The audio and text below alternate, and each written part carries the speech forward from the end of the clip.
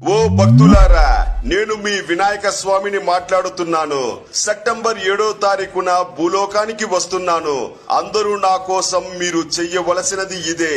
నన్ను బంకమట్టితో చేసిన ప్రతిమతో పూజించండి. ప్రకృతికి హాని కలిగించే ఎటువంటి చర్యలు తీసుకోవద్దు.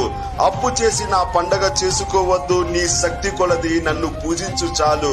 ఆ రోజున లేని వాళ్లకు, నోరు లేని మూగజీవాలకు పట్టినంత అన్నం పెట్టండి. అలాగే నా పండుగను అవ్వాతాతలతో, తల్లిదండ్రులతో, అన్నదమ్ములతో, అక్క చెల్లులతో, కుటుంబ సభ్యులతో, బంధుమిత్రులతో, తోటి వాళ్లతో కలిసి అరచెయ్యంత ప్రతిమ పెట్టి గంజి పెట్టినా నేను పరమానందంతో ఆ ఇంట కొలువు తీరుతాను. అలా కాకుండా అమ్మా నాన్నను, అన్నదమ్ములను, అక్క చెల్లులను, కుటుంబ సభ్యులను దూరం చేసి నన్ను దగ్గర చేసుకుని బంగారు విగ్రహం పెట్టి పరమాన్నం పెట్టినా నేను ఆ ఇంట కొలువు తీరను. ఆ పూజను స్వీకరించనని గుర్తించు మానవా.